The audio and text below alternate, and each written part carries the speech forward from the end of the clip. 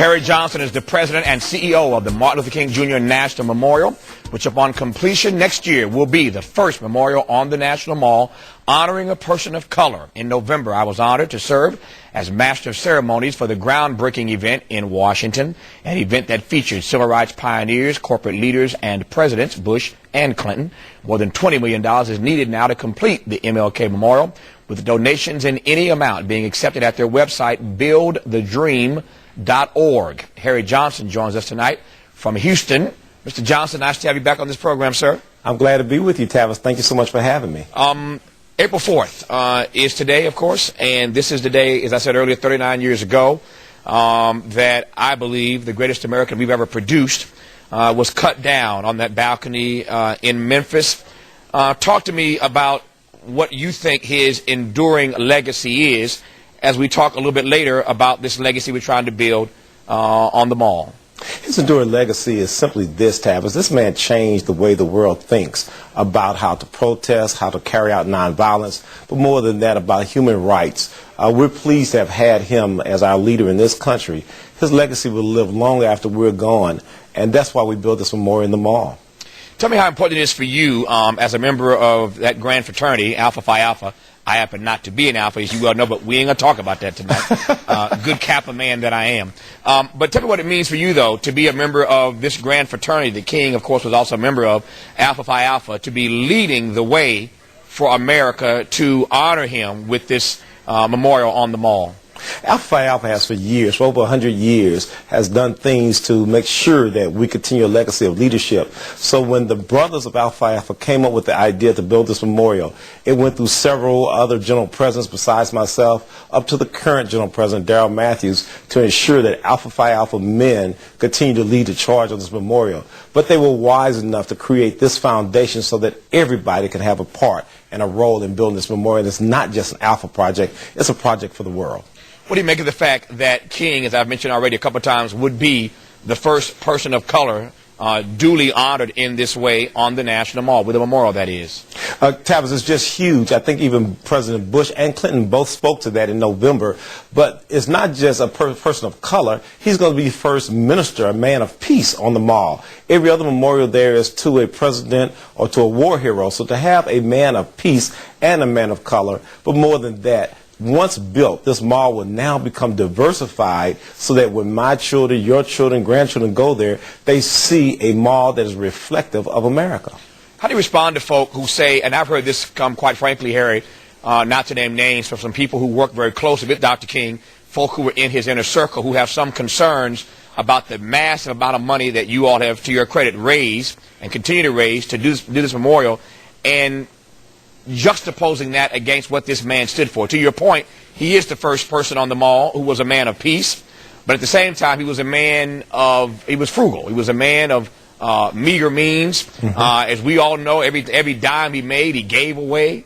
How do you juxtapose the kind of money we're raising here for a memorial with who King really was? Well, when we first started off, nobody had any idea this memorial was going to cost $100 million.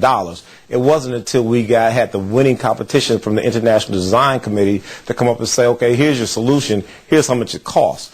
I think it's justified by the fact that where it's going to sit. You couldn't put a $1 million statue of King where this is going to sit. You said yourself, between two presidents, we're going to finally have a king. And because it's going to be the first memorial to a man of peace, a man of color, I think it's justified because it's going to complement the other memorials in the area. Talk to me then about the fundraising effort, since we're on that, and where you are. I hinted at this a moment ago, but tell me on this commemoration of his assassination, where you are with regard to completing this project by next year, your deadline date. How pleased we are that right now we're about $78 million.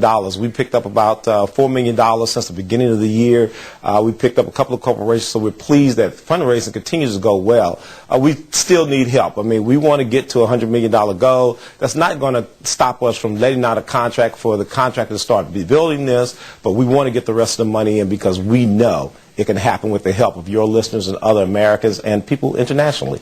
Is there a particular area, a two-part question here, a particular area of fundraising where you've been surprised to find money that you didn't necessarily think was going to come, certainly in those amounts, from that particular group?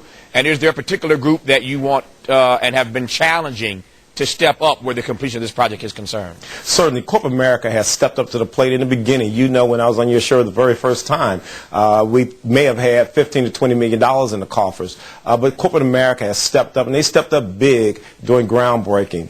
Not surprised that everyday people send in $5, $10, $20 every month for the project. I am a little surprised that some of our well-known folks who could probably do more have not really stepped up to the plate. And that's not to say that they won't. Andy Young said to me once, a no is never a no. The right person has not asked, and the time just wasn't right. So I feel confident that other big-name people will step up to the plate soon. To your point, what do you make of the fact that I mean, let me rephrase. We live in an era where so many people, as we get farther and farther away from his time here on Earth and in America, people don't really feel, at least they don't think they feel, the impact of what he did. And consequently, trying to get them to give money to a King Memorial, they don't see the direct impact on their lives and the importance of writing a big check. To those persons, you say what? I say to those persons that who should build this memorial? Should it be the U.S. government? Should it be the everyday American? It should be everyone who ever benefited from anything Dr. King said or did. That includes all of us, whether we're millionaires, billionaires, or just regular folk. We benefited from Dr. King. And if they think they have not, they're wrong. They need to reread some history and think again on what Dr. King really meant to us and indeed the world. All right, so as I mentioned earlier, last year I was honored to be master ceremonies for the groundbreaking ceremony there. As I mentioned to you before, I have a shovel in my office that we dug some dirt with that day to build the groundbreaking. So every time somebody walks in my office, they ask me, amongst all these other nice furnishings, what is that shovel doing in the corner of your office? And I take great pride in telling them my involvement in this. I was honored to do that. That said, tell me right quick in 30 seconds what the timeline is as we go through next year trying to get this thing done. Right now, we are getting ready to let out a contract to a contractor. So we invite listeners to call our office if they have an interest in wanting to do work with us. Timeline is for us to break ground here, really break ground with a shovel and a steam shovel within the next 2 months, and then have this thing completed by late 2008. All right.